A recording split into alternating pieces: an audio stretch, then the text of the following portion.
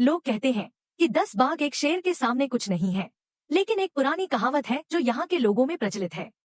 बाघ सम्मान के सिंहासन पर बैठता है, जबकि शेर फाटक पर पहरा देता है। बाघों को अक्सर बुराई का प्रतीक माना जाता है, जबकि शेर न्याय का प्रतीक है। यह साबित करने के लिए कि बाघ वास्तव में सभी जानवरों का राजा है, मैं एक मोटे बाघ के रूप में लोहे के पीक जू में पुनर्जन्म लेता हूँ। रखवाले मुझे हर दिन खाना फेंकते हैं, लेकिन मैं हर एक कौर को नकार देता हूँ और एक पागलपन भरे डाइट पर खुद को धकेलता हूँ। सब क्योंकि 6 महीने बाद एक सौर तूफान आएगा और हर जीवित प्राणी किसी भयानक चीज में परिवर्तित हो जाएगा। मेरे पिछले जीवन में 2 किंग टियर जानवर यहाँ इसी जू में उठ खड़े हुए। एक समुद्री घड़ियाल अबिस टाइटन क्रोक में परिवर्तित हो गया और एक चिंपांजी जंगली बन गया। अन्य जानवरों को परिवर्तित होने का मौका तक नहीं मिला, वे उन 2 राक्षसों के लिए भोजन बन गए। अगर मैं जीवित बाहर निकलना चाहता हूँ तो मुझे पहले हमला करना होगा, उन्हें परिवर्तित होने से पहले नष्ट कर देना होगा। मैं सभी जानवरों का राजा हूँ, उनके परिवर्तित होने से पहले वह घड़ियाल और वह चिंपांजी मुझे चिंतित नहीं करते। लेकिन अभी एक बड़ी समस्या मेरे सामने खड़ी है। यहाँ का खाना बहुत ही स्वादिष्ट है। बस मुझे देखो, एक गौरवशाली मोटे राजा। मैं बिना किसी सवाल के टाइगर बाड़े में सबसे मोटा बाघ हूँ। परिवर्तित होने में 100 दिन बाकी है। आज से मैं अपनी शारीरिक स्थिति में सुधार करना शुरू करूंगा। सुबह 10 बजे जेक जैसे हर दिन चिकन के पैरों से भरा एक बड़ा बेसिन लेकर आता है और टाइगर के बाड़े में प्रवेश करता है। मेरा सबसे पसंदीदा खाना, जूसी और टेंडर, और मैंने हर बार उस बेसिन को साफ कर दिया था। लेकिन आज नहीं, मैं अपना सिर दूसरी ओर मोड़ लेता हूँ और उसे देखता तक नहीं। जेक ठहर जाता है, वह बेसिन को आगे बढ़ाता है, मुझे परखता है। मैं उसकी ओर मुड़ता हूँ और दूर चला जाता हूँ। यह अजीब है, जेक खुद से बोलता है और बाहर चला जाता है। मैं अपना लार निगल जाता हूँ और काम शुरू कर देता हूँ। बाड़ा ज्यादा बड़ा नहीं है, लेकिन मेरे लिए पर्याप्त है। मैं एक छोर से दूसरे छोर तक दौड़ता हूँ, रुक जाता हूँ और वापस दौड़ता हूँ। यह प्रक्रिया बार बार दोहराई जाती है। हर कदम पर मेरा मोटापा मुझे महसूस होता है, लेकिन मैं दांत पीसकर आगे बढ़ता हूँ। जब दौड़ना मुझे थका देता है तो मैं नकली पेड़ की ओर बढ़ता हूँ। मैं अपने चारों पैरों को तने के चारों ओर लपेटता हूँ और शुद्ध बल से अपने शरीर को ऊपर खींचता हूँ। मेरी वर्तमान शारीरिक स्थिति के लिए यह शुद्ध यातना है। भीड़ इकट्ठा हो जाती है। अरे देखो, मोटा बाघ दौड़ रहा है। ओह माय गॉड, वो पेड़ पर भी चढ़ रहा है। क्या वो वजन कम करने की कोशिश कर रहा है? यह बहुत प्यारा है। वीडियो बनाओ। मुझे परवाह नहीं है कि ये इंसान क्या सोचते हैं। सेट्स के बीच मैं बाड़े के पार देखता हूँ और अपने 2 लक्ष्यों पर निशाना साधता हूँ। पहला, समुद्री घड़ियाल जो रेप्टाइल हाउस में है। एक ही काट में म्यूटेड वुल्फ्स, मेरा नंबर 1 टारगेट। दूसरा, प्राइमेट जोन में चिंपांजी, केला मांगते देखकर मत भूल जाना। म्यूटेशन के बाद यह जंगली बन जाता है, भयानक ताकत और डरावनी बुद्धिमत्ता वाला एक शैतान। मेरे पिछले जन्म में यह हर एक जीव को काट डाला था जो कभी म्यूटेट हो जाता है। मैं अपने दिमाग में गिनती करता हूँ। दुनिया के अंत से 99 दिन। शाम होते ही मैं जमीन पर लेटा हुआ सांस ले रहा हूँ, लेकिन अंदर से मैं मजबूत महसूस कर रहा हूँ। बस मुझे यही करना है और मैं वो जंगली टाइगर बन जाऊंगा जो मैं हमेशा से बनना चाहता था। तभी मुझे वह नजर आता है। सॉल्ट वाटर क्रोकोडाइल्स की नजरें मुझ पर टिकी हुई हैं, हमारे बाड़े के बीच की दरार से, और उस नजर में कुछ ऐसा है जो बहुत ही अजीब लग रहा है। अगले 20 दिनों में मैं अपने आप को पूरी तरह से धकेलता हूँ। हर सुबह सूरज निकलने से पहले ट्रेनिंग शुरू कर देता हूँ। शटल रन्स 10 से 50 सेट हो जाते हैं। पेड़ पर चढ़ना बिल्कुल भी मुश्किल नहीं लगता और मैं ट्रंक पर पुलअप्स मारने लगता हूँ। रखवाले जो भी खाना लाते हैं, मैं सिर्फ 1/3 ही खाता हूँ। सिर्फ लीन मीट और अंगों में वो जूसी चिकन लेग्स बिल्कुल अनछुए रहते हैं। जेक मुझे बीमार समझता है, वेटनरी डॉक्टर को बुलाता है पूरी जांच के लिए। सब कुछ नॉर्मल आता है। वजन कम होने लगता है, 320 पाउंड से 300, फिर 280। पेट की चर्बी पिघल जाती है और मसल्स की डिफिनेशन फिर से दिखने लगती है। मैं महसूस कर सकता हूँ वो एक्सप्लोसिव पावर जो मुझे लगभग भूल चुका था, वो वापस आने लगी है। 21वें दिन की सुबह मैं पूल के किनारे खड़ा होता हूँ और अपने रिफ्लेक्शन को देखता हूँ। वो पुद्दी टाइगर गायब हो चुका है, उसकी जगह एक लीन और पावरफुल प्रेडेटर खड़ा है। मैं फुल स्पीड लंगे की टेस्ट करता हूँ, जो पहले से दोगुनी तेज है। ठीक है, अब समय है आगे बढ़ने का। मैं सिक्योरिटी के पैटर्न्स का अध्ययन करता हूँ। रात 11 बजे और फिर 3 बजे सिक्योरिटी गश्त लगती है। सर्विलांस कैमरे ज्यादातर इलाकों को कवर करते हैं, लेकिन एक ब्लाइंड स्पॉट है, टाइगर हैबिटेट के पश्चिमी तरफ पुरानी तार की बाड़, जो सालों से झाड़ियों से ढकी हुई है, कैमरे की पहुंच से बाहर है। उस तार की बाड़ को मैंने सालों से टेस्ट किया है अपने पंजों से। एक अच्छा धक्का देने पर यह आसानी से टूट जाती है। मेरा मौका 25वें दिन की रात को आता है। मौसम की भविष्यवाणी बिल्कुल सही थी। एक हिंसक तूफान समय पर आ गया। तूफान की गर्जना से हवा हिल जाती है और बिजली पूरे चिड़ियाघर को सफेद कर देती है। ऐसे मौसम में सर्विलांस सिस्टम सबसे ज्यादा फेल होने की संभावना है और कोई गार्ड बारिश में नहीं निकलेगा। रात 2 बजे मैं चलता हूँ। तूफान की गर्जना के नीचे मैं पूरी ताकत से तार की बाड़ पर धक्का मारता हूँ। जंग खाए तार टूट जाते हैं। मैं निकल जाता हूँ। बारिश मुझ पर जैसे बर्फ की तरह गिर रही है, लेकिन मेरा खून उबाल मार रहा है। मैं पहले से तय किए रास्ते पर चलता हूँ, हर कैमरे से बचते हुए, जैसे एक साया। मैं चिड़ियाघर के मैदान में से होकर सीधे रेप्टाइल हाउस की तरफ बढ़ता हूँ। मगरमच्छ का तालाब आउटडोर सेक्शन में है। इस समय यह पानी के नीचे सो रहा होगा। मैं पानी में ग्लाइड करता हुआ घुस जाता हूँ। Patrol patterns. Security makes rounds at 11 at night and again at 3 in the morning. Surveillance. Cameras cover most of the grounds. But there's a blind spot. The old wire fence on the west side of the tiger habitat, hidden for years under overhanging branches, sits completely out of camera range. That section of fencing has been rusting for years. I've been testing it in secret with my claws. One good push and it tears right open.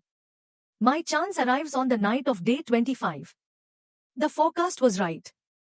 A violent rainstorm rolls in on schedule. Thunder shakes the air and lightning bleaches the entire zoo white. In weather like this, the surveillance system is most likely to fail and no guard is going to brave the rain for a thorough sweep. At 2 in the morning, I move. Under the cover of a thunderclap, I throw my full weight into the wire fence. The rusted wire snaps on impact. I squeeze through. The rain hits me like ice, but my blood is boiling. Following the route I had already mapped out, I move around every camera. Like a shadow, I cut through the grounds and head straight for the reptile house. The crocodile's pool is in the outdoor section. At this hour, it should be resting underwater. I slip into the water without a और बस धड़ाम से मुझे ठंडा पानी में झोंक दिया गया। लेकिन मैं जल्दी से खुद को समायोजित कर लिया और तभी एक बिजली की चमक ने मुझे उसका विशाल आकार दिखाया। वह नीचे पड़ा हुआ था, पूल के तल पर बिल्कुल स्टिल, एक क्लीन किल। मैंने गहरी सांस ली और डाइव लगा दी। मेरे हाथ पैर पानी में चुपचाप से कटते हुए, करीब पहुंचते हुए 3 मीटर, 2 मीटर, 1। जैसे ही मैं हमला करने वाला था, मगरमच्छ की आंखें झट से खुल गईं। ये तो सोया ही नहीं था। कुछ सोचने का टाइम नहीं था। मैं झट से हमला कर दिया। मैंने अपने जबड़े उसके गर्दन के पीछे जकड़ लिए और पकड़े रखे। मगरमच्छ पागलों की तरह हिलजुल रहा था। उसकी पूंछ मेरे ऊपर स्टील की तरह चाबुक की तरह पड़ रही थी। दर्द इतना ज्यादा था कि मेरी पकड़ ढीली होते होती रह गई।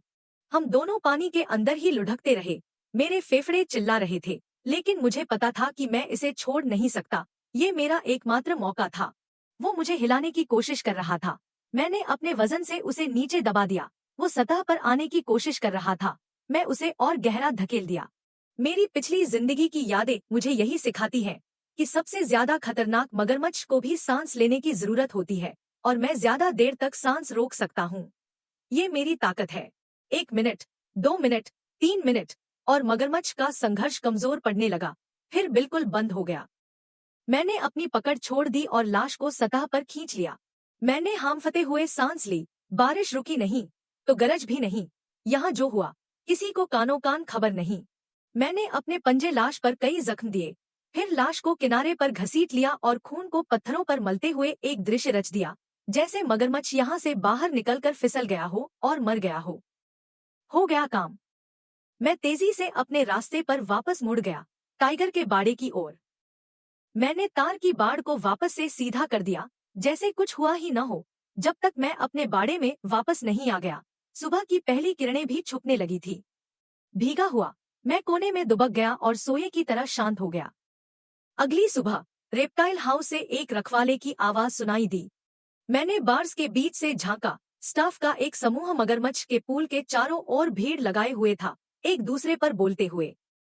शायद बूढ़ा हो गया था, रात में बाहर निकलकर फिसल गया होगा, शायद तूफान की गरज से डर गया होगा। कितना अफसोस। मैंने अपनी आंखें बंद कर ली और मन ही मन में गिनती शुरू कर दी। 75 दिन बाकी हैं, अगला निशाना चिंपांजी है। लेकिन मुझे क्या पता था कि चिड़ियाघर के दूसरी तरफ प्राइमेट जोन में चिंपांजी दूर से ही मुझे देख रहा था, एक हल्की सी असहज गुर्राहट मेरी ओर से निकाल रहा था। मगरमच्छ की मौत ने एक चेन रिएक्शन शुरू कर दी थी। अगले ही दिन चिड़ियाघर के डायरेक्टर ने खुद हर बाड़े की जांच शुरू कर दी। सुरक्षा खतरों को प्राथमिकता दी गई। मैंने उन्हें मगरमच्छ के पूल को बार बार जांचते हुए देखा। उन्होंने सर्विलांस फुटेज निकाला, लेकिन अच्छी बात यह है कि तूफान ने वास्तव में उस रात सिस्टम को बंद कर दिया था। ज्यादातर फुटेज सिर्फ स्टेटिक था। अंत में उन्हें यही कहना पड़ा कि यह एक दुर्घटना थी। लेकिन चिड़ियाघर ने सुरक्षा को और भी कड़ा कर दिया। रात में गश्ती 2 बार से 4 बार हो गई। हर बाड़े में नए कैमरे लगा दिए गए, मेरी तरफ के ब्लाइंड स्पॉट सहित। और सबसे बुरी बात यह है कि रखवाले अब हर एक जानवर पर नजदीकी नजर रख रहे हैं। यहाँ से आगे क्या होगा यह तो समय ही बताएगा, लेकिन मैं तो अपने अगले शिकार की तैयारी में जुट गया हूँ। New cameras go up in every enclosure, including the blind spot on my side. Worst, the keepers start paying close attention to every single animal. Jake अब मेरे बाड़े के बाहर रोजाना आधा घंटा बिताने लगा है, तो मुझे अपनी सावधानी और बढ़ानी होगी। लेकिन जो मुझे सबसे ज्यादा परेशान कर रहा है वो है चिंपैंजी, जिसका नाम आयरन फिस्ट है। वो आयरन पीक जू का स्टार है। वो रखवालों से साइन लैंग्वेज में बात करता है और 5 साल के बच्चे जितनी अक्ल उसके पास है। जिस दिन से मगरमच्छ मरा वो बेकाबू हो गया है। जब भी मैं प्राइमेट जोन के पास से गुजरता हूँ वो ग्लास वॉल की तरफ दौड़ लगाता है, उसे जोर जोर से पीटता है और कान फाड़ देने वाली चीखें निकालता है। उसकी आंखों में शक और पूरी तरह से दुश्मनी है। वो जानता है कि मैं उसके लिए खतरा हूँ। जंगली जानवर की वजह से वो समझ रहा है कि मैं उसके लिए खतरनाक हूँ। यह बहुत ही खतरनाक है। अगर वो ऐसे ही चलता रहा तो बस समय की बात है कि कोई ना कोई इसे नोटिस कर लेगा। मुझे सभी को यह विश्वास दिलाना होगा कि मैं एक साधारण टाइगर हूँ। जितना एक घरेलू बिल्ली हानिरहित होती है, मैं किसी के लिए खतरा नहीं हूँ। तो मैं एक परफॉर्मेंस शुरू करता हूँ। मैं खाना बंद कर देता हूँ और सारा दिन कोने में बेसुध पड़ा रहता हूँ। जेक घबरा जाता है और तुरंत वेटनरी डॉक्टर को बुलाता है। डॉक्टर मेरा पूरा चेकअप करता है। तापमान, दिल की धड़कन, ब्लड टेस्ट, सब कुछ। सारा सुबह में छेड़छाड़ और जांच के बाद हर रीडिंग नॉर्मल आती है। यह भावनात्मक हो सकता है। टाइगर्स भी डिप्रेशन में जा सकते हैं। मौसम भी बेकार चल रहा है, पर्याप्त धूप नहीं मिल रही। मैं सुझाव दूंगा कि उसके एक्टिविटी टाइम को बढ़ाया जाए। मैं कमजोरी का एक लंबा नाटक करता हूँ, यहाँ तक कि खड़ा होना भी मेरे लिए संघर्ष जैसा लगता है। जेक का दिल टूट जाता है। वो मेरे लिए सबसे अच्छे बीफ के टुकड़े लाता है और मेरे बाड़े को नए खिलौनों से भर देता है। मैं कुछ औपचारिक कॉल लेता हूँ और फिर से बीमारी का नाटक करने लगता हूँ। यह नाटक कमाल का काम करता है। एक हफ्ते के बाद सभी को यकीन हो जाता है कि मैं सिर्फ एक मौसमी स्लम्प से गुजर रहा हूँ।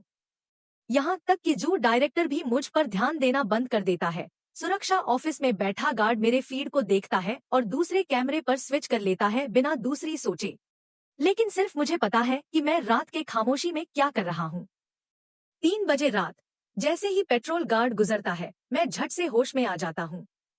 मैं अपने बाड़े के कोने में जाता हूँ जहाँ एक खुरदरी कंक्रीट दीवार इंतजार कर रही है। मैं अपना दाया पंजा बढ़ाता हूँ और उसे दीवार पर जोर से रगड़ता हूँ। खुरर खुरर, खुरदरी दीवार पर पंजे की आवाज सन्नाटे में तेज और कठोर है। मैं रुके बिना पीसता रहता हूँ जब तक कि हर एक टिप रेजर जैसी तेज ना हो जाए। बाएं 4 पंजे, दाएं 4 पंजे, पीछे के पंजे, सभी एक एक करके मार लेने वाले किनारे पर होने चाहिए। पंजे तैयार हो गए। अब मैं स्ट्राइक ड्रिल्स में जुट जाता हूँ, खाली हवा में बार बार लपकता हुआ। ऑप्टिमल फोर्स का कोण गणना करता हूँ, सबसे घातक बाइट का बिंदु ढूंढता हूँ। आयरन फिस्ट वो मगरमच्छ नहीं है। वो तेज, ताकतवर और चतुर है। मुझे एक साफ और एकदम से मारना होगा।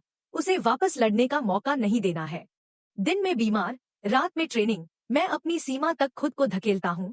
दुनिया के अंत में सिर्फ 60 दिन बाकी हैं। He is fast, powerful and smart. I must make one clean kill. No room to let him fight back. Sick by day, training by night. I push myself to the limit. 60 days until the end of the world। उस शाम मैं अपने बाड़े में लेटा हुआ था, जैसा कि मैं हमेशा करता था, मरा हुआ बनकर। तभी बंदरों वाले इलाके में अचानक से हंगामा हो गया। आयरन फिस्ट पूरी तरह से पागल हो गया था। उसने ग्लास वाल पर लगे सारे सजावटी सामान तोड़ दिए, अपने टायर खिलौने को फाड़ डाला, और जब रखवाले ने उसे शांत करने की कोशिश की तो उस पर हमला कर दिया। वह दिनों-दिन और भी ज्यादा खतरनाक होता जा रहा था। तुम्हें लगता है कि वह बीमार भी हो सकता है? उसे अलग रखो और उसकी निगरानी करो, और आगंतुकों को दूर रखो। मैं बार बार देखता हूँ, और आयरन फिस्ट की आंखों में आंखें डालकर देखता हूँ। सैकड़ों मीटर दूर वह अपने दांत दिखाता है और एक गहरी, गर्जना वाली दहाड़ मारता है। यह एक युद्ध की घोषणा है। मैं अपनी आंखें सिकोड़ लेता हूँ और बदले में अपने दांत दिखाता हूँ। चलो फिर, मैं तैयार हूँ। बस अभी नहीं, मैं खुद चुनूंगा कि कब और कैसे हमला करना है। रात हो जाती है और मैं अपने पंजे तेज करने में व्यस्त हो जाता हूँ। कंक्रीट की दीवार पहले से ही गहरे निशानों से भरी हुई है, और चंदनी में मेरे पंजे की नोकें ठंडी चमकती हैं। तभी पीए सिस्टम में एक तेज आवाज सुनाई देती है। सभी विभागों को सूचित किया जाता है कि मौसम विभाग ने एक चेतावनी जारी की है। 3 दिन में एक बड़ा त्योहारी भीड़ और तीव्र जहरीले मौसम की उम्मीद है। सभी कर्मचारियों को तैयार रहने को कहा जाता है। मैं रुक जाता हूँ, मेरी धड़कन तेज हो जाती है। मौका आ गया है। 3 दिन बीत जाते हैं, जैसे पानी की धारा। मैं हर पल का उपयोग यहाँ के नक्शे का अध्ययन करने में करता हूँ। टाइगर हैबिटेट से बंदरों वाले इलाके तक जाने का सबसे छोटा रास्ता सेंट्रल प्लाजा से होकर गुजरता है, लेकिन वहीं सबसे ज्यादा कैमरे लगे हैं। दूसरा रास्ता पीछे की पहाड़ी के चारों ओर से जाना है, पक्षी जोन से होकर गुजरना है और साइड दरवाजे से अंदर जाना है। इस रास्ते में 2 कैमरे ब्लाइंड स्पॉट हैं। अगर तेजी से चलते हुए मैं लक्ष्य तक पहुंच सकता हूं, तो कोई मुझे देख नहीं पाएगा। त्योहार के दिन चिड़ियाघर पूरा भर जाता है। सुबह 10 बजे तक ही 5000 से ज्यादा आगंतुक आ चुके होते हैं। सेंट्रल प्लाजा में माता पिता और बच्चे हंसते और चिल्लाते हुए भरे हुए हैं। सुरक्षा गार्ड भीड़ को संभालने में इतने व्यस्त हैं कि वे सुरक्षा कार्यालय की खिड़की से भी नहीं देख पा रहे हैं।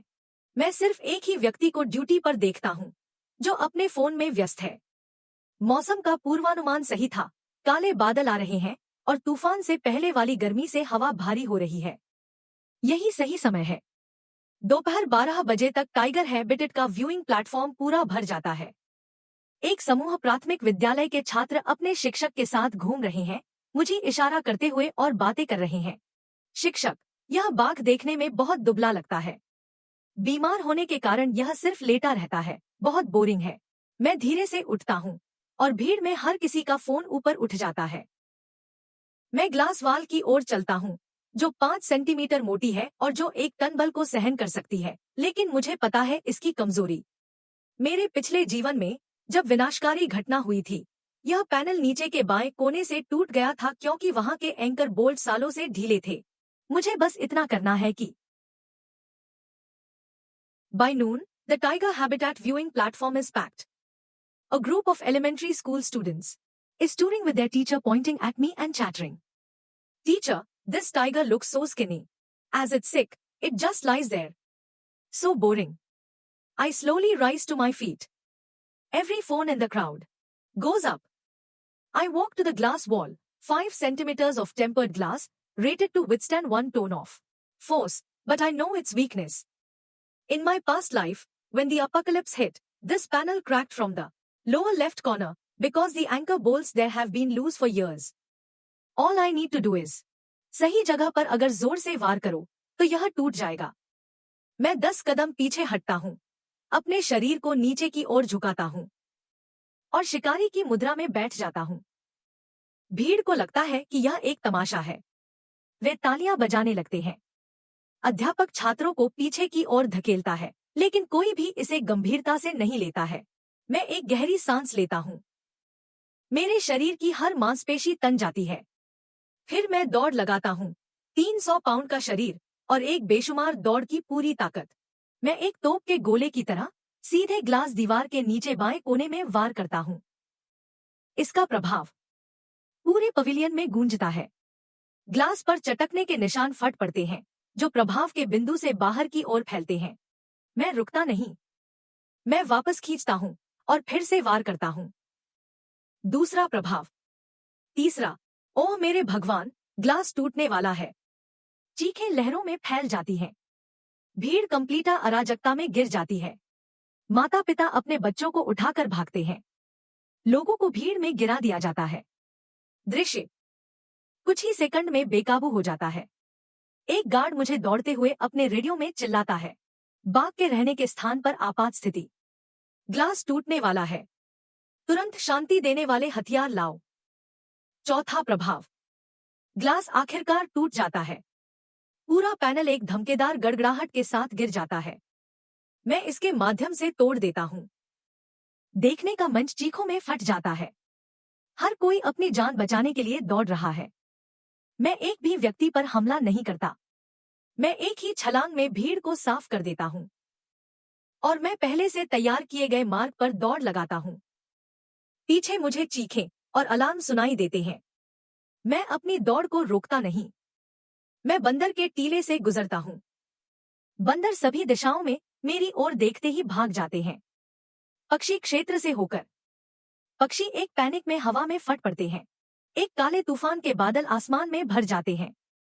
मैं अराजकता के माध्यम से एक काली बिजली की तरह तेजी से गुजरता हूँ। 200 मीटर 30 सेकंड में प्राइमेट जोन का एक दरवाजा है। यह एक जार है। एक रखवाले ने आगंतुकों को निकालते समय इसे अनलैच छोड़ दिया था। मैं इसके माध्यम से तोड़ देता हूँ और अंदर दौड़ लगाता हूँ। अंदर एक विशाल बंद हॉल है जो एक उष्णकटिबंधीय वर्षावन की नकल करता है। ऊंचे नकली पेड़, लटकते हुए बेल, चढ़ने के लिए रस्सियां। अभी यह पूरी तरह से खाली है। हर आगंतुक को निकाल दिया गया है। मैं रुकता हूँ और कमरे को सावधानी से देखता हूँ। फिर ऊपर से एक निचली गर्जना। मैं अपनी नजर ऊपर की ओर मोड़ता हूँ। आयरन फिस्ट एक शाखा पर 5 मीटर ऊपर बैठा है। मुझे ठंडे और केंद्रित नजरों से देख रहा है। वह मुझसे बड़ा है जितना मैंने सोचा था। ताकत से भरा हुआ, उसकी बाजुएं पेड़ के तने जितनी मोटी हैं। उसके हाथ में एक लोहे की रॉड है। एक प्रशिक्षण प्रोप जो रखवालों ने उसके साथ इस्तेमाल किया था, अब एक हथियार के रूप में पकड़ा हुआ है। हम एक दूसरे को देखते हैं। हवा पूरी तरह से स्थिर हो जाती है। फिर आयरन फिस्ट अपना मुंह खोलता है, अपने दांत दिखाता है और एक कर्णभेदी गर्जना छोड़ता है। एक चुनौती, एक युद्ध की घोषणा, एक अंतिम चेतावनी। मैं एक बाघ की गर्जना से जवाब देता हूँ। ध्वनि सीलबंद हॉल में गूंजती है। दूरी में मैं तेज कदमों को सुन सकता हूँ जो नजदीक आ रहे हैं। सुरक्षा, शांति देने वाले हथियारों के साथ। समय कम है। मैं अपनी पीठ को मोड़ता हूँ, अपनी पूंछ को खींचता हूँ और तैयार हो जाता हूँ। आयरन फिस्ट शाखा से गिरता है और 10 मीटर मेरे सामने साफ लैंड करता है। वह लोहे की रॉड उठाता है। Security with tranquilizer guns. Time is short. I arch my back, pull my tail taut, and lock in. Iron Fist drops from the branch and lands clean 10 meters in front of me. He raises the iron rod. और वो लड़ने की मुद्रा में आ जाता है। सभी जानवरों का राजा बनाम प्राइमेट्स के लॉर्ड। यह एक जानलेवा लड़ाई है। यहाँ तक कि मौत तक की लड़ाई है। लोहे की मुट्ठी पहला वार करती है। वो रॉड को घुमाता है, मेरे खोपड़ी पर नीचे की ओर वार करने के लिए, जैसे कोई योद्धा कुल्हाड़ी चला रहा हो। रॉड हवा को चीरते हुए चीखती है। मैं इसकी ताकत को महसूस कर लेता हूँ इससे पहले कि वो मुझे लगे। मैं सीधे इसका सामना नहीं करता। मैं किनारे की ओर मुड़ जाता हूँ। रॉड कंक्रीट के फ्लोर पर जा टकराती है और उसे तोड़ देती है। धूल का एक बादल उठता है। अविश्वसनीय गति, डरावनी ताकत। वो जंगली बंदर का भूत बनने के लायक है। म्यूटेशन के बिना भी एक ही वार मेरी खोपड़ी को कुचल देगा। मैं एक बार भी नहीं मारा जा सकता। लोहे की मुट्ठी रुकती नहीं है। वो रॉड को घुमाता है और क्षैतिज दिशा में वार करता है। मैं उसके नीचे से गुजर जाता हूँ और उसकी टांगों पर हमला करता हूँ। मेरे पंजे उसकी जांग में गहरे तक चुभ जाते हैं और एक गाश खोल देते हैं। लोहे की मुट्ठी दर्द से कराहता है और गुस्से में दहाड़ता है। वो घूमता है और रॉड को मेरी रीढ़ की हड्डी पर वार करता है। मैं आखिरी क्षण में खतरा महसूस कर लेता हूँ और रोल कर लेता हूँ। रॉड मेरे बालों को छूती हुई गुजरती है, थोड़े से बाल खींच लेती है। बहुत करीब, बहुत ज्यादा करीब। यह शुद्ध और कच्चा युद्ध है। कोई चालाकी नहीं, कोई गलती की गुंजाइश नहीं। लोहे की मुट्ठी रॉड को फेंक देता है उसने समझ लिया है कि हथियार नजदीकी लड़ाई में एक दोष है।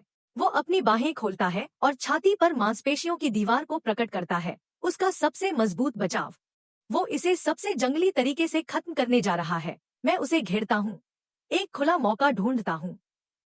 लोहे की मुट्ठी मेरे साथ घूमता है, हमेशा अपने सामने को मेरी ओर रखता है। उसकी आंखें तेज और गणनात्मक बुद्धिमत्ता से जलती हैं। यह कोई सामान्य जानवर नहीं है। यह सोचता है, यह लड़ाई को पढ़ता है, यह मेरी चालों का अनुमान लगाता है। कई सेकंड के तनावपूर्ण स्टैंड ऑफ के बाद मैं गति में फट पड़ता हूँ, उसके बाएं तरफ झुकता हूँ। लोहे की मुट्ठी तुरंत ब्लॉक करने के लिए घूम जाता है। यही मुझे चाहिए था। मैं रुक जाता हूँ, दिशा बदलता हूँ और दाएं से हमला करता हूँ। इस बार मेरा जबड़ा उसके कंधे पर कस जाता है। लोहे की मुट्ठी दर्द से चिल्लाता है और मेरी गर्दन को पकड़ लेता है, मुझे हटाने की कोशिश करता है। उसकी पकड़ डरावनी है। मैं अपनी हवा को कुचला हुआ महसूस कर सकता हूँ, लेकिन मैं नहीं छोड़ता। मैं और ज्यादा कस लेता हूँ और अपने दांत उसके मांस में गहरे तक धंसा देता हूँ। लोहे की मुट्ठी जोर से हिलाता है, मुझे उतार फेंकने की कोशिश करता है। मैं अपने चारों पैर उसके शरीर के चारों ओर लपेट लेता हूँ, एक जोंक जो नहीं छोड़ेगा। वो मेरी पिछली टांग पकड़ लेता है और मुझे जमीन पर पटक देता है। एक बार, दो बार, तीन बार।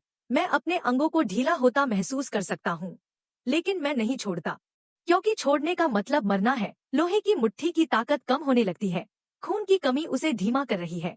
मैं मौका पकड़ लेता हूँ, कंधे से छोड़ देता हूँ और अपना जबड़ा उसकी गर्दन पर कस लेता हूँ। यह जानवरों के राजा का आखिरी वार है। गला घोंटने का चंगुल। मेरे दांत उसकी हवा नली को चीर देते हैं। लोहे की मुट्ठी की आंखें फैल जाती हैं। उसके हाथ मेरे शरीर पर कमजोरी से मारते हैं। वो सांस लेने की कोशिश कर रहा है, लेकिन उसकी गर्दन फट चुकी है। खून घाव से बहने लगता है और मेरा चेहरा भिगो देता है। उसकी जद्दोजहद कमजोर होती जाती है और आखिरकार वो जमीन पर गिर जाता है। मैं अपनी पकड़ छोड़ देता हूँ और हवा के लिए तड़पता हूँ। मेरा पूरा शरीर चोटिल है, कई पसलियां टूटी हो सकती हैं। मैंने जानवरों के राजा की विजय हासिल कर ली है, लेकिन क्या यह जीत मुझे और ज्यादा खतरे में डाल देगी?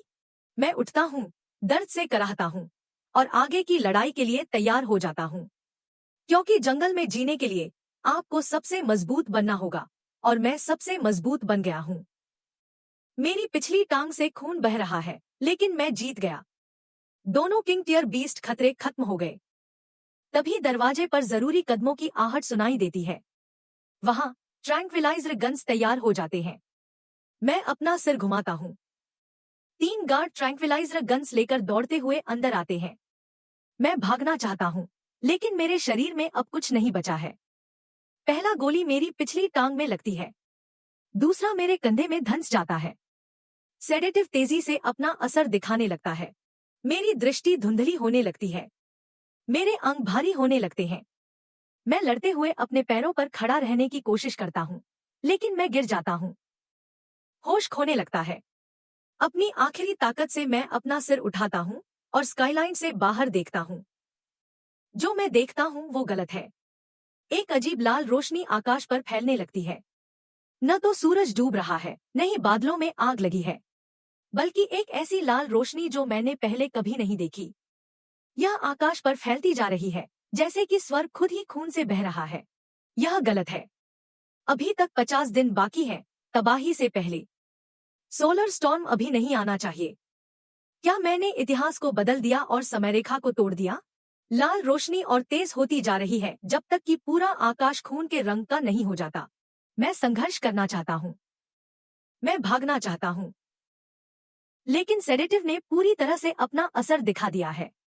मेरी पलकें भारी होने लगती हैं और फिर हमेशा के लिए बंद हो जाती हैं। मेरी आखिरी सोच जब अंधकार मुझे अपने आगोश में लेता है। सब कुछ खत्म हो गया है, सब कुछ समय से पहले हो गया है।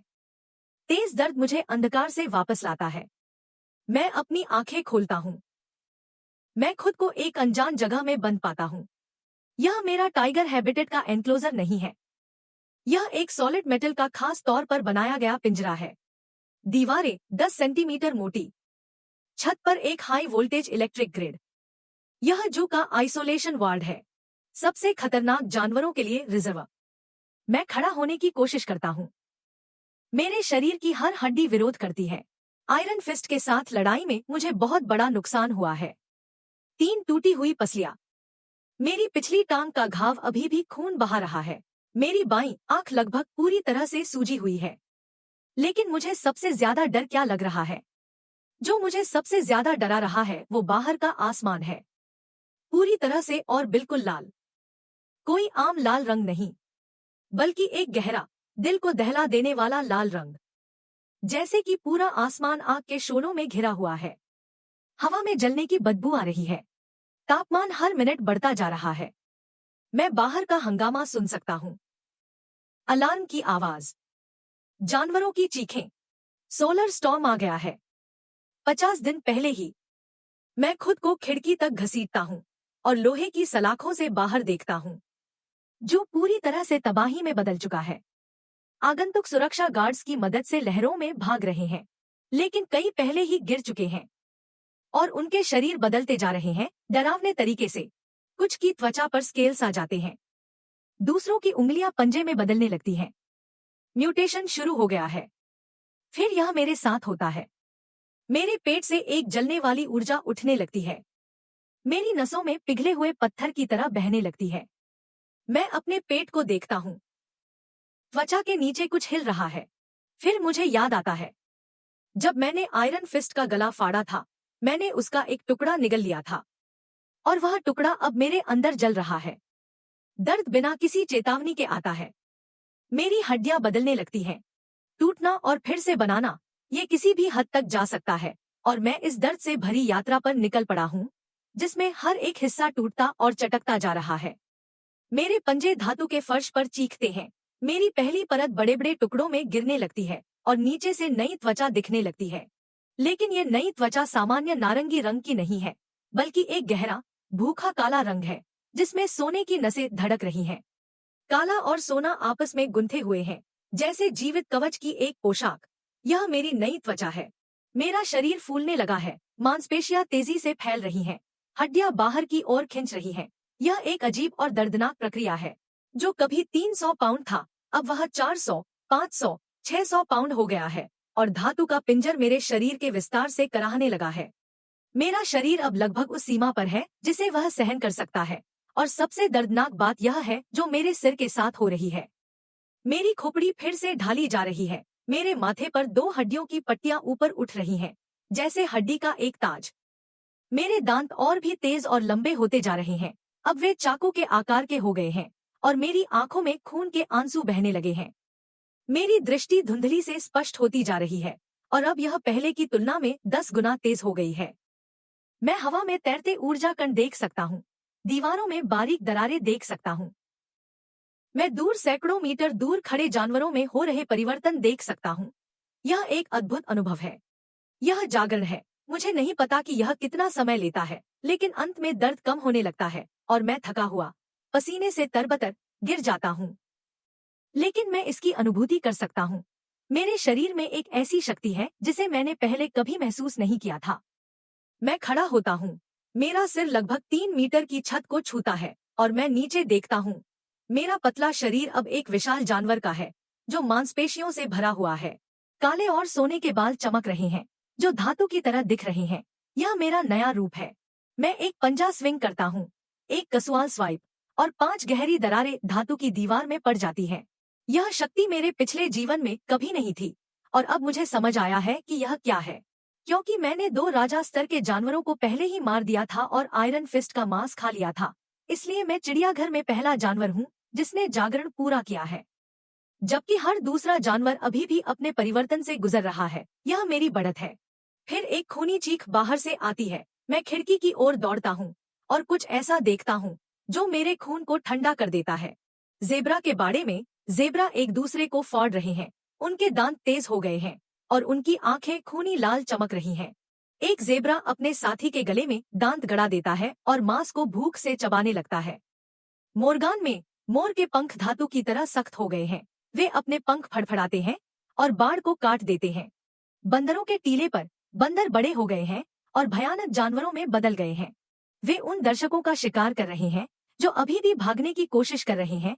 पूरा चिड़ियाघर नरक बन गया है। मैं गहरी सांस लेता हूँ और धातु के पिंजर के दरवाजे पर खुद को फेंक देता हूँ। 1 बार, 2 बार, तीसरी बार। दरवाजा खुल जाता है और मैं अलगाव वार्ड से बाहर निकलता हूँ और खून से लाल आसमान के नीचे खड़ा होता हूँ। I take a deep breath and hurl myself at the metal cage door. Once, twice, third time. The door bursts open. I explode out of the isolation ward and stand beneath the blood-red sky. दूर से और भी दहाड़े सुनाई दे रही हैं, genetic रूप से बदले हुए जानवरों की चीखें। मुझे डर नहीं लगता। मैं यहाँ सबसे ताकतवर हूँ। फिर मैं एक मदद की हल्की सी पुकार सुनता हूँ। जेक की आवाज, वो ऑफिस बिल्डिंग में फंस गया है। मैं एक सेकंड के लिए हिचकिचाता हूँ, फिर उसकी ओर दौड़ लगाता हूँ। नहीं इसलिए कि मुझे दया आ गई, बल्कि इसलिए कि इस बर्बाद दुनिया में मुझे एक ऐसे इंसान की जरूरत है जो यहाँ की जानकारी रखता हो। मैं ऑफिस बिल्डिंग की ओर दौड़ता हूँ। हर कदम 7-8 मीटर की दूरी तय कर रहा है। इस जागृत शरीर की ताकत डरावनी है। मेरे नीचे जमीन कांप रही है।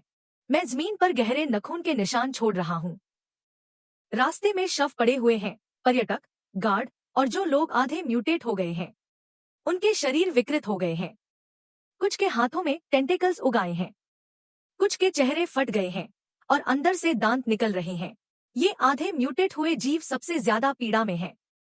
ना तो वो अब इंसान है, ना ही जानवर। बस जमीन पर घिसटते हुए और चीखते रहते हैं। मैं उनके लिए नहीं रुकता। सीधा बिल्डिंग की ओर बढ़ता हूँ। एक म्यूटेटेड ज़ेब्रा मेरे रास्ते में आ जाता है। उसका शरीर दोगुना हो गया है। काले और सफेद धब्बे लाल हो गए हैं। उसके मुंह में दांतेदार दांत हैं और वो एक लाश को चबा रहा है। वो मेरे कदमों की आवाज सुनता है और सिर उठाता है। उसकी आंखें पागलों वाली लाल रोशनी से भरी हुई हैं। वो चीखता है और मेरी ओर दौड़ता है। मैं पीछे नहीं हटता।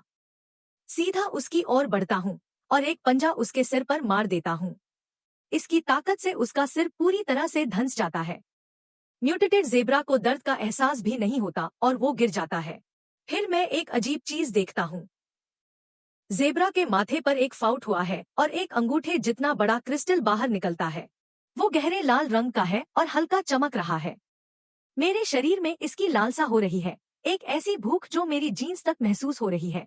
मैं पास जाता हूँ और इसे पूरा निगल जाता हूँ। तुरंत मेरे शरीर में एक ताजगी की लहर दौड़ जाती है। मैं महसूस कर सकता हूँ कि मेरे घाव भर रहे हैं। टूटे हुए पसलियां वापस जुड़ जाती हैं और पिछले पैर का घाव सूख जाता है और गिर जाता है। और सिर्फ घाव भरने से नहीं, मेरी ताकत भी बढ़ रही है। थोड़ी सी, लेकिन वास्तविक। ये एक बीस्ट कोर है। मेरे पिछले जन्म में मैंने इसके बारे में सुना था। जब एक म्यूटेटेड जानवर मरता है तो उसके सिर में एक बीस्ट कोर बन जाता है। ये जानवर की विकासवादी ऊर्जा का एक संघनित रूप है।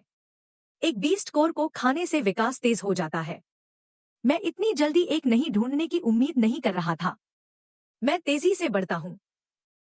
ऑफिस बिल्डिंग के आसपास एक दर्जन म्यूटेटेड बंदर इकट्ठे हो गए हैं। पहले वो बिल्ली जितने बड़े थे, अब वो एक बड़े आदमी जितने हो गए हैं। उनके हाथ लॉग जितने मोटे हैं और वो दरवाजे पर तेजी से पीट रहे हैं। जेक की आवाज दूसरी मंजिल से आ रही है। मदद! कोई मुझे मदद करो!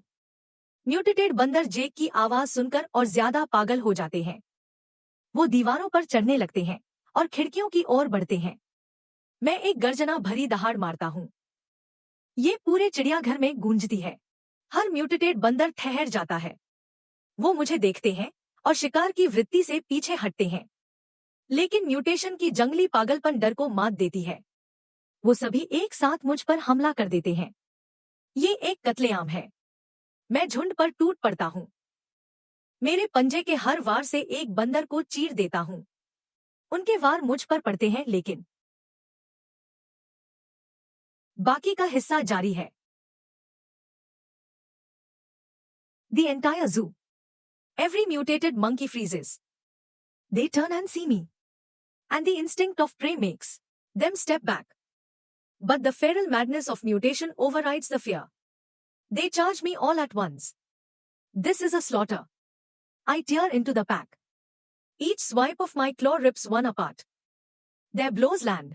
मेरे शरीर पर और कुछ नहीं, बस हल्की सफेद लकीरें छोड़ देते हैं। वो मेरी रक्षा को तोड़ नहीं पाते। मेरी रक्षा को बिल्कुल नहीं। 1 मिनट से भी कम समय में हर आखिरी उत्परिवर्तित बंदर खून के तालाब में पड़ा हुआ है। मैं तेजी से आगे बढ़ता हूँ और उनके जानवरों के तंत्र इकट्ठा करता हूँ और एक ही बार में 13 निगल जाता हूँ। ऊर्जा मेरे अंदर जमा होने लगती है। मैं महसूस करता हूँ कि मेरी नींव और भी मजबूत होती जा रही है। तुम हो, तुम वह बाघ हो। मैं उसकी ओर देखता हूँ और सिर हिलाता हूँ। जेक घूरता है। एक बाघ जो मानव भाषा को समझता है और सिर हिलाता है, लेकिन वो जल्दी से होश में आ जाता है। यह समय हैरान होने का नहीं है। वो नीचे भागता है और दरवाजा खोल देता है। धन्यवाद, धन्यवाद मुझे बचाने के लिए। जेक की आवाज कांप रही है। बाहर क्या हो रहा है? जानवरों ने ऐसे क्यों बर्बर हो गए? मेरे पास इसका कोई जवाब नहीं है। मैं उसको अपनी नाक से धक्का देता हूँ और उसे मेरे पीछे आने का इशारा करता हूँ। मैं उसे चिड़ियाघर के भूमिगत भंडार में ले जाता हूँ। भोजन, दवा, मोटी दीवारें, एक ही प्रवेश द्वार। आसानी से पकड़ में आ जाएगा। मैं जेक को अंदर धकेलता हूँ। फिर एक विशाल लोहे की अलमारी को दरवाजे के सामने घसीटता हूँ। यहाँ रहो, बाहर मत निकलो। मैं अपने पंजे से जमीन पर लिखता हूँ। जेक जमीन पर लिखे शब्दों को पढ़ता है। उसके चेहरे पर एक भावना हावी हो जाती है। तुम सच में मुझे समझते हो। चिंता मत करो, मैं वापस आकर तुम्हें मिलूंगा। मैं पलटता हूँ और जाता हूँ। अभी भी बहुत सारे उत्परिवर्तित जानवर चिड़ियाघर में घूम रहे हैं। मुझे उन्हें साफ करना होगा और जानवरों के तंत्र इकट्ठा करने होंगे। मैं कुछ कदमों के बाद रुक जाता हूँ। हवा में एक दुर्गंध है, सड़ते हुए मांस की बदबू, लेकिन यह बहुत ही तेज है, अस्वाभाविक रूप से तेज। मैं इस बदबू का पीछा करता हूँ और सरीसृप घर में पहुँचता हूँ। तालाब का पानी काला हो गया है। मृत मछली सतह पर तैर रही है। कुछ केंद्र में हिल रहा है। मैं करीब जाता हूँ। मेरी पुतलियां सिकुड़ जाती हैं। यह मगरमच्छ का कंकाल है, लेकिन यह फिर से जीवित हो रहा है। सड़ते हुए मांस को फिर से जोड़ा जा रहा है। टूटे हुए हड्डियों को फिर से जोड़ा जा रहा है। उसकी आंखों के सॉकेट में हरे रंग की आत्मा आग जल रही है। मौत की बदबू लहरों में बह रही है। मृत्यु का परिवर्तन। मगरमच्छ का कंकाल जीवित हो रहा है। उसकी आंखें खुलती हैं और मुझ पर टिक जाती हैं। मृत मगरमच्छ तालाब से बाहर निकलता है। प्रत्येक कदम के साथ काला पानी फेंकता है। उसका शरीर अब जीवित मांस नहीं है। यह एक चलती हुई लाश है। कच्ची विकिरण ऊर्जा द्वारा जोड़ा गया है। उसके सड़ते हुए पैमाने के नीचे सफेद हड्डी दिखाई दे रही है। उसके अंग लंबे समय से चले गए हैं। छाती के कक्ष में केवल एक विशाल हरे रंग की आत्मा आग धड़क रही है। यह उसका केंद्र है, उसकी अमरता का स्रोत। उसकी आंखों में कुछ नहीं है, केवल जीवित प्राणियों के लिए नफरत।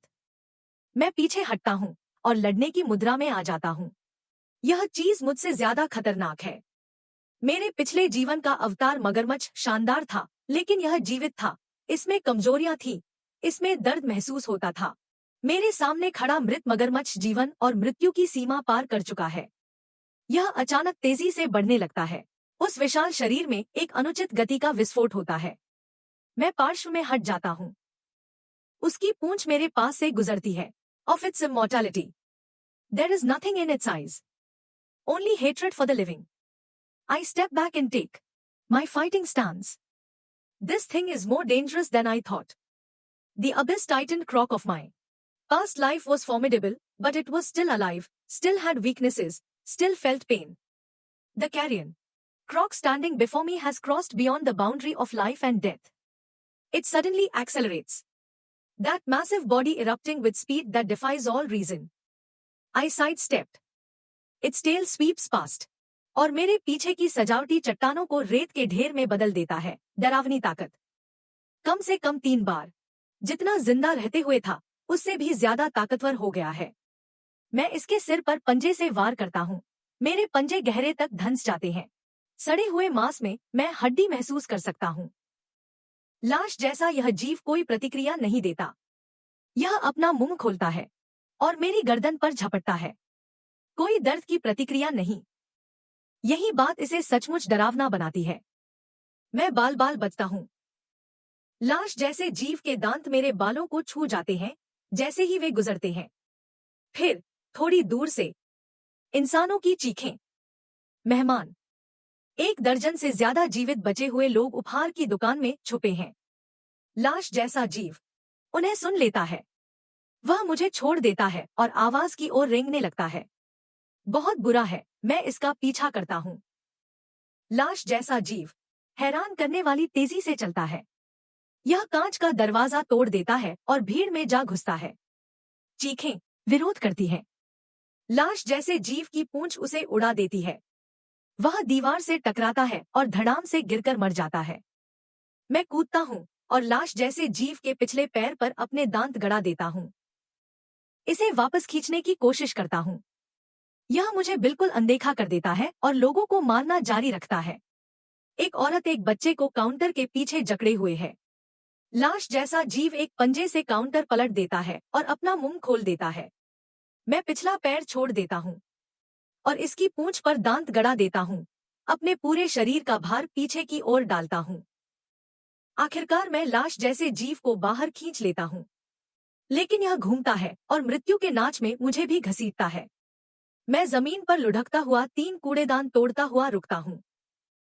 दुकान में मौजूद जीवित बचे लोग इस मौके का फायदा उठाकर भागते हैं, लेकिन उनमें से 5 लाश जैसे जीव के हाथों पहले ही मर चुके हैं। मैं संभल कर खड़ा होता हूँ। हर जगह चोटिल। लाश जैसा जीव भी उठता है। अब इसके शरीर पर 1 दर्जन से ज्यादा घाव हैं, जो हड्डी तक पहुंच रहे हैं, लेकिन एक बूंद भी खून नहीं। सिर्फ सड़ा हुआ काला मांस और उनमें घूमते कीड़े। यह खून नहीं बहाता, यह दर्द नहीं महसूस करता, यह थकता नहीं। यह मेरे पिछले जीवन के उस गहरे जीव से 100 गुना ज्यादा मुश्किल है जिसे मैंने हराया था। लाश जैसा जीव फिर से हमला करता है। इस बार यह बदल गया है। अब यह दांतों से नहीं काटता, बल्कि पूंछ से वार करता है। वह पूंछ हवा में क्रैक करती है, जैसे लोहे की चाबुक। मैं बाएं दाएं से बचता हूँ, लेकिन यह मुझे 2 बार मार लेती है। मेरी पसलियों में तेज दर्द होता है। मैं ऐसे नहीं जारी रख सकता। मुझे इसकी कमजोरी ढूंढनी होगी। मैं इसे गौर से देखता हूँ और हर बार जब यह हमला करता है, तो इसके सीने में लगी हरी आग और भी तेज हो जाती है। वह आग इसका ऊर्जा केंद्र है। अगर मैं उसे नष्ट कर दूं, तो यह जीव मर जाएगा। लेकिन कैसे? इसकी पसलियां सीने की रक्षा करती हैं, जैसे लोहे की सलाखें। मेरे पंजे उसमें नहीं घुस सकते और इसकी प्रतिक्रिया की गति बहुत तेज है। यह मुझे पास आने का मौका नहीं देता। जब मैं सोच रहा होता हूँ, लाश जैसा जीव अचानक रुक जाता है। यह सिर उठाता है और हवा में सूंघता है। फिर यह मुड़ता है और एक दिशा में रेंगने लगता है। वह दिशा भूमिगत भंडारण की ओर जाती है। जेक अभी भी वहां है। लाश जैसा जीव जीवित लोगों की उपस्थिति को सूंघ सकता है। यह जेक का पीछा करने जा रहा है। मुझे इसका पीछा करना होगा और मैं इसके बारे में सोचता हूँ। लाश जैसे जीव की तेजी और ताकत से मुझे डर लगने लगता है। मुझे पता है कि मुझे इसका सामना करना होगा और इसकी कमजोरी को ढूंढना होगा। लाश जैसा जीव जेक को मारने के लिए जा रहा है और मैं इसको रोकने के लिए तैयार हूँ। मैं जानता हूँ कि यह एक मुश्किल लड़ाई होगी, लेकिन मुझे इसका सामना करना होगा। रुको। लेकिन मेरे पास अभी जो ताकत है, इस चीज को मार पाना मुश्किल है। मुझे कोई हथियार चाहिए जो इसके कोर को नष्ट कर सके। और तभी एक जगह मेरे दिमाग में आती है, चिड़ियाघर का maintenance yard. High voltage power equipment, तरह तरह के टूल्स। अगर मैं इस लाश को वहां खींच पाऊं। हाई वोल्टेज बिजली और विस्फोट शायद इसके कोर को नष्ट करने के लिए काफी हो सकते हैं, लेकिन यह खतरनाक है। एक गलती और मैं भी उड़ जाऊंगा। लाश ने पहले ही स्टोरेज दरवाजे तक पहुंचकर उस पर पंजे मारने शुरू कर दिए हैं और पीछे की आयरन अलमारी हर वार से हिल रही है। अंदर से जेक डर के मारे चिल्ला रहा है। अब रुकने का समय नहीं है। मैं अंदर घुसता हूँ और लाश की पूंछ पर अपने दांत गड़ा देता हूँ। पूरी ताकत से खींचता हूँ। लाश मुड़कर मुझ पर हमला कर देती है। मैं छोड़ देता हूँ और भागता हूँ। सीधा मेंटेनेंस यार्ड की ओर दौड़ लगाता हूँ। लाश बिना रुके मेरे पीछे आ रही है। इसकी रफ्तार मेरी समझ से बाहर है और फासला तेजी से कम हो रहा है। मेंटेनेंस यार्ड सामने है। हाई वोल्टेज इक्विपमेंट पर चेतावनी साइन दिख रहे हैं। बस थोड़ा और तेजी से, बस थोड़ा और तेजी से। लाश के पंजे मेरे पिछले पैर को पकड़ लेते हैं। मैं तेज दर्द महसूस करता हूँ, लेकिन रुक नहीं सकता। रुकना मतलब मौत। 50 मीटर, 30, 10। मैं मेंटेनेंस यार्ड में जा गिरता हूँ। लाश मेरे पीछे पीछे है। अब इसे खत्म करने का समय है। मेंटेनेंस यार्ड एक खुला इलाका है। बीच में 3 बड़े ट्रांसफार्मर यूनिट खड़े हैं, जिन्हें चारों ओर टूल्स और तेल के ड्रम लगे हुए हैं। हाई वोल्टेज की चेतावनी साइन खून से लाल आसमान के सामने साफ दिख रही है। मैं ट्रांसफार्मर यूनिट के बगल में दौड़ता हूँ और मुड़कर लाश की ओर देखता हूँ। लाश आ रही है, उसे कोई खतरा नहीं दिख रहा, बस मुझे चीरना चाहती है। वो हमला करती है, मैं साइड में हो जाता हूँ। लाश ट्रांसफार्मर से जा टकराती है, इसकी वजह से एक तेज अलार्म बजता है। चिंगारियां हर जगह उड़ रही हैं, लेकिन इसका उस पर कोई असर नहीं होता। वो सिर हिलाती है और फिर से मुझ पर हमला करती है। इतना काफी नहीं है, मुझे बहुत बड़ा धमाका चाहिए। पूरे सबस्टेशन को शॉर्ट सर्किट करा के उड़ाना है।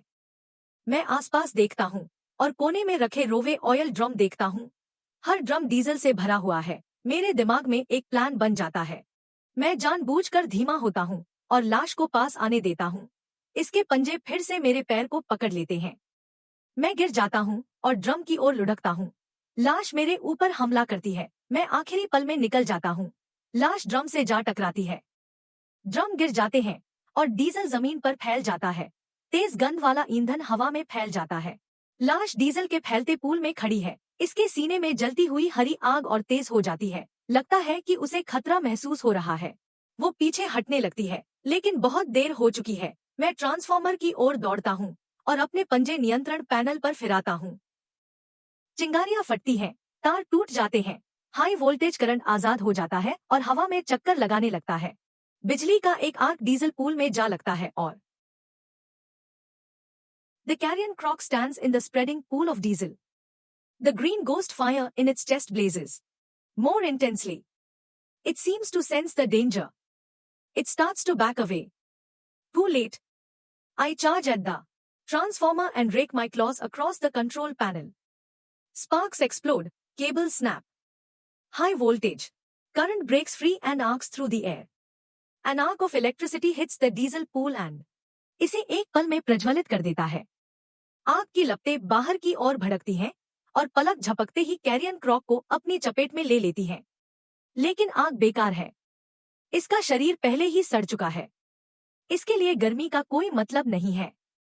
यह चार्ज करता है, नरक से बाहर निकलता है और स्वयं मुझ पर आक्रमण करता है। उसी समय ट्रांसफार्मर से धुआं निकलना शुरू हो जाता है।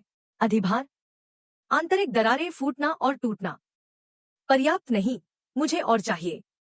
और उस पल में मुझे अपने अंदर कुछ जागता हुआ महसूस हो रहा है। एक धात्विक ऊर्जा मेरे मूल भाग से निकलकर मेरे गले की ओर बढ़ती है। मेरा गला एक अजीब नए ढंग से कंपन करने लगता है। मेरे चारों ओर हवा में दृश्य तरंगे दिखाई देती हैं।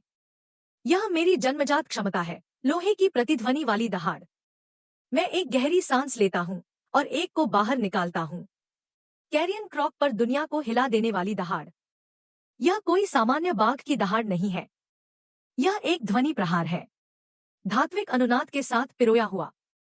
ध्वनि तरंग भौतिक शक्ति बन जाती है, मांस को काटती है। 1000 ब्लेड की तरह घूमना। ध्वनि उसके सड़े हुए मांस को चीर देती है, उसकी पसलियों को चकनाचूर कर देती है और छाती की गुहा को बलपूर्वक चीरता है, जिससे हरी भूत की आग खुली हवा में उजागर हो जाती है। अब ट्रांसफार्मर अंततः एक आखिरी असफल चीख के साथ बंद हो जाता है। मैं घूमता हूँ और दौड़ता हूँ। मेरे पीछे एक गगनभेदी विस्फोट। आग का एक खंभा आसमान की ओर रगड़ता है। हाई वोल्टेज करंट और विस्फोट, शॉकवेव एक साथ घूमती है, जिससे विनाशकारी ऊर्जा का तूफान बनता है। कैरियन क्रॉक विस्फोट से निगल लिया जाता है। यह एक अंतिम चीख निकालता है। इसके सीने में भूत की आग, गर्मी और करंट दोनों की मार एक ही बार में अंततः बुझ जाती है। धमाके की शॉकवेव मुझे झकझोर देती है, हवा में 10 मीटर से अधिक। मैं जमीन पर गिर पड़ा, झुलस कर काला हो गया। बालों की एक विस्तृत पट्टी जल गया, लेकिन मैं जीवित हूँ। मैं खुद को सीधा खींचता हूँ और विस्फोट के केंद्र की ओर देखता हूँ। कैरियन क्रॉक का शरीर टुकड़े टुकड़े होकर जमीन पर बिखर गया है। हरा भूत, आग पूरी तरह बुझ चुकी है। केवल एक काले जानवर का कोर, मुट्ठी के आकार का, मलबे में चुपचाप पड़ा हुआ है। मैं आगे बढ़ता हूँ और उसे अपने जबड़ों में उठा लेता हूँ। यह सामान्य जानवर के कोर से कहीं अधिक भारी है। अंदर संग्रहित ऊर्जा अपार है। मैं इसे पूरा निगल लेता हूँ। तुरंत मेरी शक्ति बढ़ जाती है। मेरे घाव तेजी से भर जाते हैं। जला हुआ फर झड़ जाता है और उसमें नया काला और सुनहरा फर वापस उगाता है। जगह मेरा शरीर फिर से विकसित हो गया है। मांसपेशियों के सघन पंजे अधिक नुकीले होते हैं। मैं मलबे के केंद्र पर खड़ा हूँ और आकाश की ओर दहाड़े। यह ध्वनि पूरे चिड़ियाघर में फैल गई। प्रत्येक प्राणी अभी भी उत्परिवर्तन के मध्य में है। इसका दबाव महसूस होता है। एक राजा की घोषणा। इस क्षण से इस क्षेत्र में केवल एक ही है, शासक। मैं मुड़ता हूँ और रखरखाव यार्ड से निकलकर चिड़ियाघर में गहराई तक जाता हूँ। अधिक उत्परिवर्तित जानवर पारित करना, इकट्ठा करने के लिए और अधिक जानवर कोर। लेकिन मैंने बमुश्किल कुछ कदम ही उठाए होंगे कि मेरी मौत हो गई। ऊपर आसमान में एक विशाल छाया दिखाई दी है। बादल नहीं, पक्षी नहीं, अकल्पनीय प्राणी। पैमाना। यह बादलों के अंदर और बाहर बहता रहता है। पंखों का फैलाव कम से कम 100 मीटर। वह क्या है? मैंने अपने पिछले जीवन में ऐसा कुछ कभी नहीं देखा। क्या मैंने इतिहास बदल दिया? और बाहरी दुनिया को बदलो। इसके साथ ही विशाल छाया वापस बादलों में गायब हो जाती है। लेकिन इसकी शक्ल एक बनाती है। बात स्पष्ट, बाहर की दुनिया मान्यता से परे बदल गई है। मैं दूसरी ओर देखता हूँ और समाशोधन पर लौट आता हूँ। चिड़ियाघर। अगले कुछ घंटों में मैं पूरे मैदान में घूमूंगा। मैं उत्परिवर्तित गिद्ध, पक्षी क्षेत्र, चरागाह क्षेत्र में उत्परिवर्तित बाइसन, एक्वेरियम में उत्परिवर्तित शार्क, उन सभी को मेरा शिकार बनो। मैं जिस भी उत्परिवर्तित जानवर को मारता हूँ, मैं उसके जानवर का मूल भाग ले लेता हूँ। जब मैं 50वें जानवर को निगलता हूँ, कोर, मेरा शरीर फिर से बदल जाता है। मेरे अंदर ऊर्जा का एक जबरदस्त उछाल फूट पड़ता है। मेरी हड्डियां बाहर निकल गईं। गड़गड़ाहट जैसी आवाज। काला और सुनहरा फर अधिक चमकीला होता है। हर कतरा ऐसा दिखता है जैसे इसे धातु से ढाला गया है। मेरे माथे पर हड्डी का मुकुट अधिक जटिल पैटर्न में फैला हुआ है, किसी प्राचीन सम्राट के मुकुट की तरह। मेरा शरीर 800 पाउंड पर स्थिर है। कंधे की ऊंचाई 2.5 मीटर, लंबाई 4 से अधिक। स्थिर खड़े होकर मैं एक चलते किले की तरह दिखता हूँ। लोहे सोने का जानवर राजा। मैं तो यही बन गया हूँ। मैं अंतिम सफाई के लिए सेंट्रल प्लाजा की ओर जाता हूँ, लेकिन वहां आधा रास्ता तय कर चुका हूँ। मुझे एक नया खतरा मिल गया है। पौधे भी उत्परिवर्तन कर रहे हैं। के केंद्र में सदियों पुराना बरगद का पेड़। प्लाजा का आकार बढ़कर 3 गुना हो गया है। इसकी शाखाएं तंबू की तरह हवा में घूम रही हैं। घास खून से लाल हो गई है और हर ब्लेड चाकू की तरह तेज है। फूलों की क्यारी में गुलाब, नुकीली पंखुड़ियां उगाई हैं और एक उत्परिवर्तित चूहे को खा रही हैं, जो बहुत करीब भटक गया है। संपूर्ण चिड़ियाघर एक विशाल मृत क्षेत्र बन गया है। मैं उत्परिवर्तित पौधे क्षेत्र से सावधानीपूर्वक आगे बढ़ता हूँ और पहुंचता हूँ। भूमिगत भंडारण। जेक अभी भी अंदर है। उसने मेरे कदमों की आहट सुनी और दरवाजा खोल दिया। यह आप है। जेक मुझे देखता है। उसके चेहरे पर एक जटिल नजर आती है। आप मजबूत हो गए हैं। मैं सिर हिलाता हूँ और लिखता हूँ, मेरे पंजे से जमीन। मैं निकल रही हूँ। जेक एक पल के लिए शांत हो जाता है, फिर कहता है, मैं समझता हूँ कि ऐसा नहीं है। अब यहाँ सुरक्षित है। तुम्हें कहीं बड़ी जगह चाहिए। वह अपनी जेब में हाथ डालता है और एक सेट निकालता है। चाबियां। ये निदेशक के कार्यालय की चाबियां हैं। अंदर पूरे शहर का नक्शा है और आपूर्ति कैश के स्थान। यदि आपको आवश्यकता हो तो देख लें। मैं चाबियां अपने जबड़े में लेता हूँ और देखता हूँ। आखिरी बार उन पर। जेक कहते हैं, मुझे बचाने के लिए धन्यवाद। अगर कभी वो दिन आए तो इंसानियत पुनर्निर्माण करता है, मैं उन्हें बताऊंगा। एक बाघ था जो एक बार हमारी रक्षा करता था। मैं मुड़ता हूँ और चला जाता हूँ। मैं नहीं। पीछे देखना। मैं निदेशक के कार्यालय पहुंचता हूँ और दरवाजा खोलता हूँ। मानचित्र के अंदर पूरा शहर है। बाहर रखा सैन्य अड्डे, अस्पताल, ब्रेन डिपो सभी चिन्हित। मैं मानचित्र को स्मृति में रखता हूँ, फिर चरणबद्ध करता हूँ। बच निकलना। मैं चिड़ियाघर के सबसे ऊंचे स्थान पर चढ़ता हूँ और बाहर देखता हूँ। जहां कभी हंसी होती थी, वहां केवल मलबा है। जो जानवर कभी यहाँ रहते थे वे अब या तो मर गए हैं या राक्षस हो गए हैं। यह पुनर्जन्म के बाद मेरा पहला युद्ध क्षेत्र पूरी तरह से जीत लिया गया है, लेकिन यह केवल शुरुआत है। इन दीवारों के पार मैं इसकी उपस्थिति को महसूस कर सकता हूँ, एक अत्यधिक शक्तिशाली उपस्थिति जो बाहरी दुनिया में जागृत हो रही है। और वो सभी मुझे पहले से ज्यादा डरावने लगते हैं जिनसे मैंने यहाँ सामना किया है। बाहरी दुनिया ही असली शिकार का मैदान है। मैं एक गहरी सांस लेता हूँ और अपने भीतर की ऊर्जा को जागृत करता हूँ। लोहे की गूंज फिर से गूंजती है, जो पहले से ज्यादा तेज है। यह गूंज इतनी शक्तिशाली हो जाती है कि यह ध्वनि तरंग एक भौतिक शक्ति बन जाती है, मेरे आसपास की हर खिड़की को तोड़ देती है। यह ध्वनि पत्थरों को उड़ाती हुई जमीन पर छींटे मारती है, और यह मेरी घोषणा है, मेरा ऐलान। यह मेरा विदाई समारोह है। यह गर्जना चिड़ियाघर से निकलकर पूरे शहर में गूंजती है। मैं थोड़ा दौड़ लगाता हूँ और छलांग लगाता हूँ। 800 पाउंड वजनी मैं हवा में उड़ता हुआ 5 मीटर की दीवार को आसानी से पार कर लेता हूँ। मैं सड़क पर साफ साफ उतरता हूँ। मेरे पंजे असफाल्ट में गहरे निशान बनाते हैं। मैं पीछे मुड़कर चिड़ियाघर को देखता हूँ। कुछ बचे हुए लोग अभी भी वहाँ हैं, एक आश्रय में कांपते हुए। वो मुझे देख लेते हैं। उनकी आंखें आश्चर्य और डर से भर जाती हैं। मैं उनकी ओर ध्यान नहीं देता। मैं मुड़कर शहर की गहराइयों में बढ़ जाता हूँ। सड़कें खाली खड़ी गाड़ियों से भरी हुई हैं। परिवर्तित लताएं हर इमारत की दीवार पर चढ़ रही हैं।